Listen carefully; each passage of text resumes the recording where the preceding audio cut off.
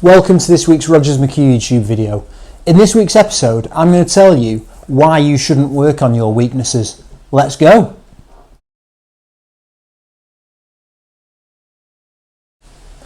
Welcome to this week's Rogers McHugh YouTube video. So, in this week's episode, I'm going to tell you why you shouldn't work on your weaknesses. Now, this goes against conventional wisdom. So, you will have always been told work on your weaknesses. Get better in areas that you're struggling on. Whether that be when you were at school, if you weren't great at maths, you'd have probably been told to do extra work on maths, or vice versa. If you weren't great at English, you'd have been told to put extra effort into your English.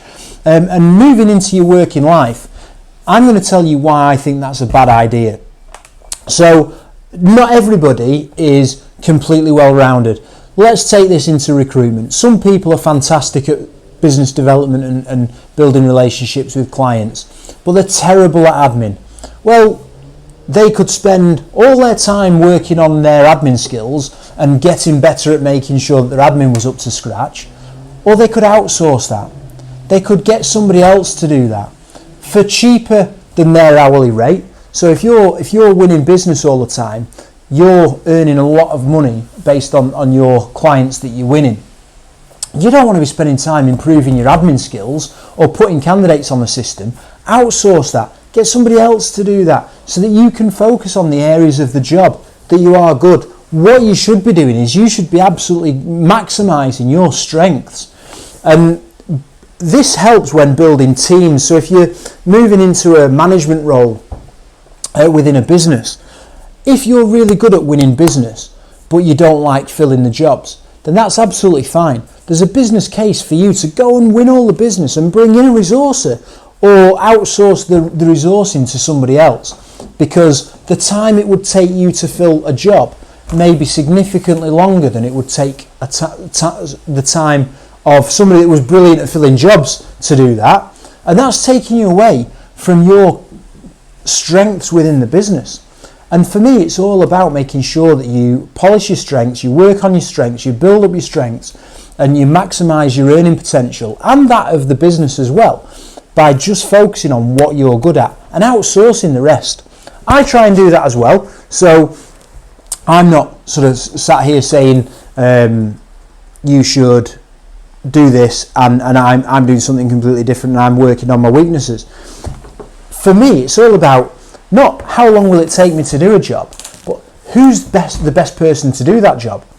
So that's what I ask myself. Whenever there's a job that lands on my desk, the first question I ask myself is, who is the best person to do that job? Now, in some instances, the answer is me, in which case I'll do it because I can do it quickly, I can do it effectively, and I can do it efficiently.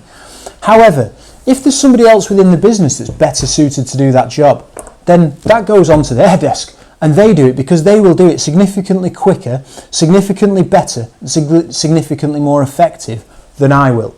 And that's important to understand. So when you get, when you're sat, looking at your strengths and your weaknesses, make sure that if there's a job to do and it doesn't fall within your strengths, you're outsourcing that to somebody else. Now, this needs to be, if you're in an employed role, this needs to be discussion with your employer, your manager.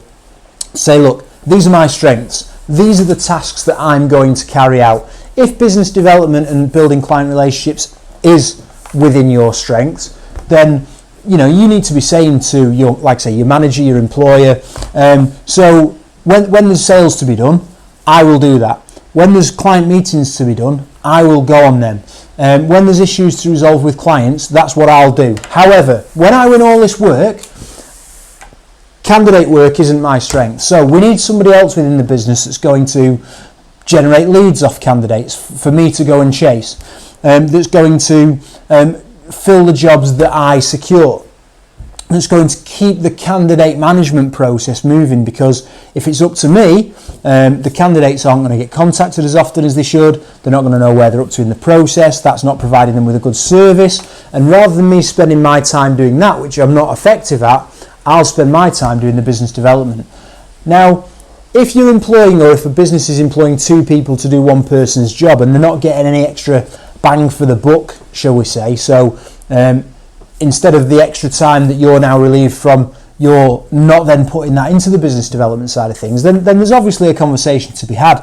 But if you diarise your day well, if you focus on the area that you're good at, if you spend all that extra time where you've now freed up all of that time doing the things that you're good at and winning extra business and bringing on new clients and extra work and building a better brand in the market, then absolutely your employer will jump at the chance to do that. So don't work at your weaknesses, quite the opposite.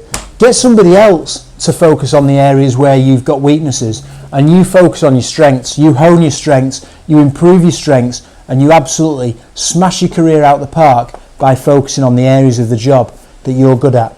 So, quick one today, but like I say, a little bit of a contrarian thought process, because most people will say, work on your weaknesses, learn from others, make sure that you're working on your weaknesses and you're improving them so that you're a fully well-rounded person.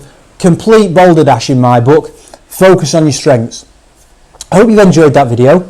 I'd be interested to know if you've got any comments on that, what your thoughts are. Is that something that you try and do? Do you outsource at all? We're constantly discussing in the office, what can we outsource to other people? What do we need to do as individuals and as a management team as well? The talk is always about, right, well, this is the list of tasks that we need to get done. Who's the best person? Who's the best person to do it? But most importantly, we've been putting some really good content out there recently, and there's some fantastic videos on the channel, so go back and look at the back catalogue, but most importantly, subscribe to the channel. We're releasing a video a week at the minute. We're aiming to get the content better and better, and your advice, your help is much appreciated. And the only way we can get it out to the masses is by more people subscribing to the channel. The YouTube algorithm loves subscribers, and we're trying to get the YouTube videos out to more people every single week. So please do subscribe to the channel. You'll be notified every week when a new video drops. And if you've got any ideas on any content that you want me to cover in any of these videos, then feel free to put a note in the comments, and we'll take it on board and we'll get some of those videos recorded. And we look forward to seeing you at the same time next week.